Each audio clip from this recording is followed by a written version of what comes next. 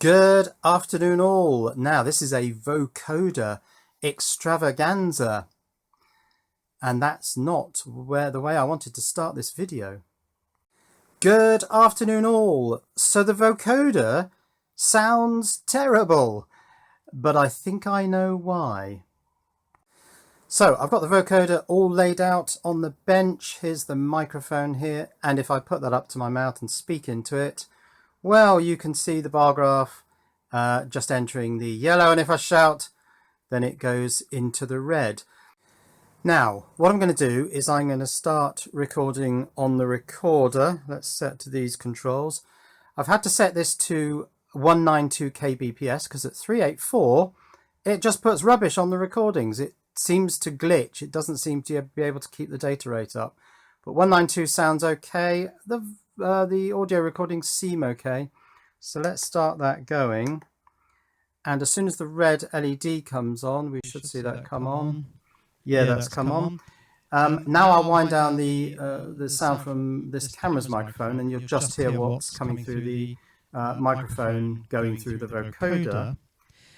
And now I'll turn up the vocoder output, which comes down this ribbon cable, which is a new addition to this system because of the new output board. And you can hear what it sounds like. And it's completely awful. I'll just wind down my microphone for a minute. So you were just hearing the vocoder, but it's probably completely unintelligible. You probably can't even understand it without this direct audio feed on there at the same time. The direct audio feed is this white cable coming straight off the microphone preamp. So yeah, that sounds completely awful, and for a while I didn't know why, but now I've sussed it. So look down here just for a moment. On the front of this filter board there are some potentiometers, two 100k pots. Now these are for filter channels 7 and 8. This is around 1 kilohertz, this is around 1.2 kilohertz. And because I didn't want to fit the pots because they are very vulnerable and it's very easy to knock them and bend them, I thought I'd just link across from the top of the pot here, which is the signal coming out of the transconductance op amp, across to the wiper, which goes into the next stage and ultimately comes out the ribbon cable and goes down to the output board. But of course, this little link doesn't quite emulate what a pot does, because the pot would also have its track resistance from this top point down to ground, and I don't have that. And that's where the problem is. You actually need that 100k track resistance to ground because of the way transconductance op amps work. So here's a datasheet for the LM13600 dual operational transconductance amplifier with linearizing diodes and buffers, and it's two transconductance op amps in the package. So the package is here. It's this 16-pin device, and we can use both sides of it for two different filter channels. This is acting as a voltage controlled amplifier, and in fact if we go to page 7, I think it is, here is an application circuit for a generalized voltage controlled amplifier. Now the interesting thing about this transconductance op amp is it doesn't give you a voltage at the output, or at least it doesn't if you don't have this load resistor. The point about this device is it's current controlled for gain, and it also provides a varying current output as its output signal. Now if you don't have this resistor, well, if you do have this resistor, that varying current flowing down to ground through that resistor provides a varying voltage at this point. That's then buffered and sent out to the next stage. Because of V equals IR, if this resistance is infinitely high, then the voltage at this output for a given current will be infinitely high. And so without that resistor in place, what's happening is that this current output is actually just hitting the end stops, and it's massively distorting.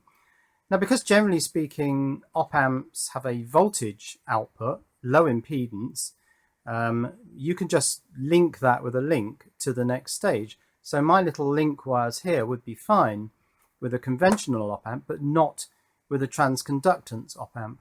So I need this resistor to ground to produce a varying voltage at this point so that I can feed it in to the next stage. That's what's going on. That's why the vocoder sounds so terrible. So you'd think, wouldn't you, that I'd put the pots in here now and solve the problem, but no. I've made up these little links with the 100k resistor going to ground. So I'm going to take out these just links and put in my links plus 100k resistor to ground, and we'll hear the difference. So let's start another shot. I'm going to set the recorder going again, and as soon as the red light comes on, can't really see that red light very well. I hope it shows up in the editing. Okay, so I'm speaking into the microphone now, and now I'm going to raise the vocoder output, and it should be at a much lower level and not now distorted. So I hope that's audible, and that sounds much more vocoder-ish, and the distortion is gone. So you, I hope, get a sense of what the vocoder sounds like. I'm going to turn the microphone down. You won't probably be able to understand what I'm saying.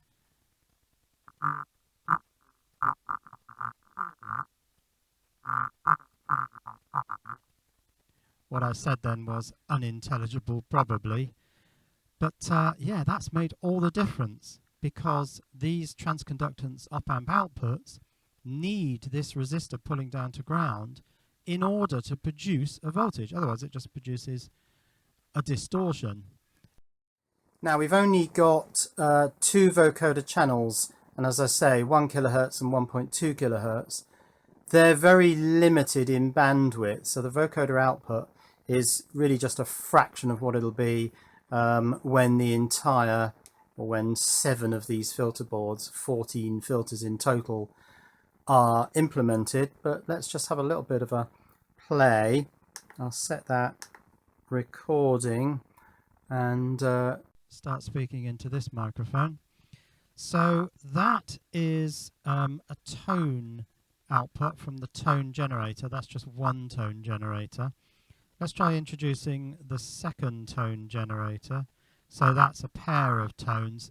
It may not be immediately obvious what's going on there. If I turn those down so that we've got no vocoder, what they call the carrier, no carrier. Now I'll introduce noise. I'll put it up to about there. Let's turn this down a little bit.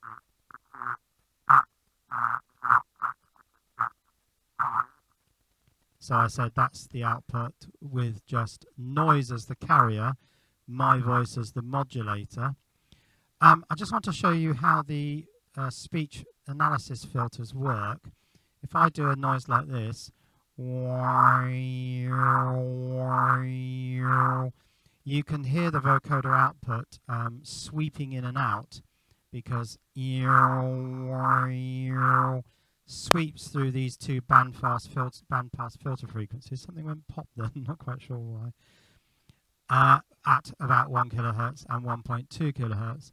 But yeah, that's noise going through the vocoder.